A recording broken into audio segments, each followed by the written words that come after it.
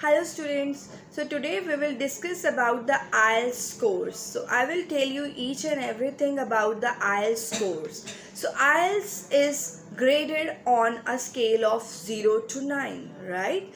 You will receive a score for reading, writing, speaking and listening.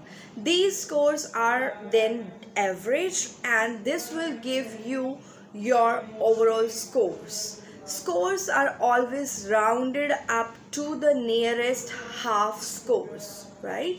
So these scores are always rounded up to the nearest half score.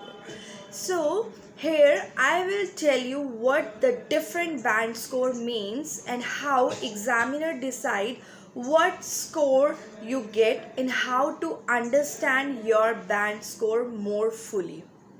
So I will only list 6 to 9 band score because if you are listening to me, that means you are already at band 5, right? So IELTS scores. So band 9. First I will talk about the band 9. IELTS describe people who get band 9 as an expert user. As a expert user.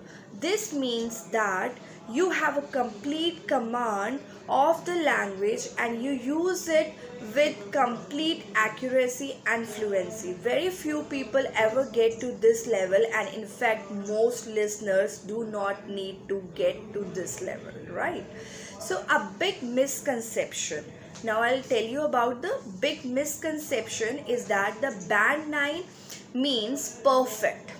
No, there is no such thing as the perfect IELTS in IELTS test, right? So many band 9 students make small mistakes during their writing and speaking tests. So we cannot call them expert user, right? Or the perfect. They are called the expert user but not the perfect. Now I will talk about the band 8. Who gets the band 8? If you get a band 8, IELTS consider you a very good user.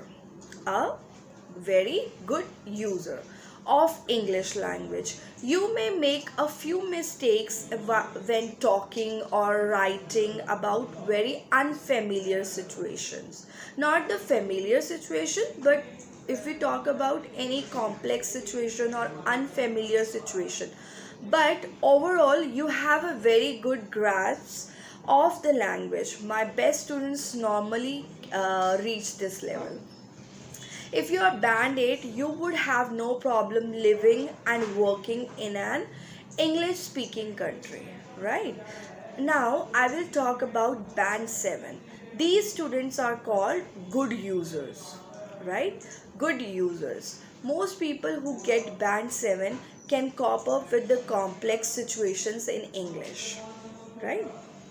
They can cope up with the complex situations in English. If you are a band 7, students will make occasional mistakes, but you will be able to perform most everyday tasks without too many problems. You will be able to talk in English without any mistakes, or you will not find any kind of problems, right?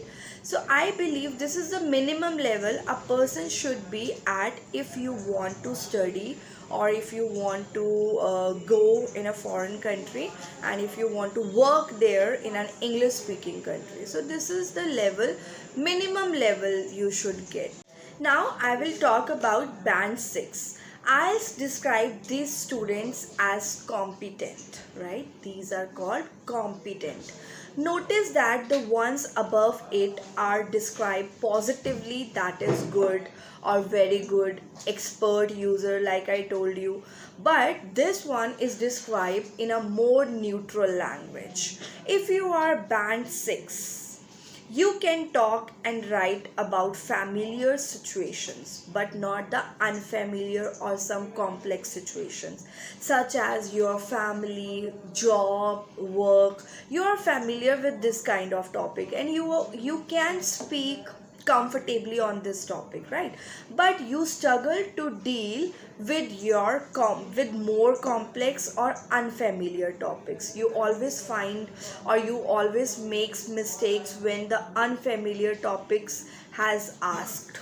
Okay, so this person make frequent mistakes and can sometimes either misunderstand situations because of lack of language, or cause the listener or reader to understand what they mean. So these are the IELTS band score on which the examiner examine you on behalf of these scores. I described band 9, band 8, band 7 and band 6. Thank you so much. I hope this information will be helpful to you. Bye bye.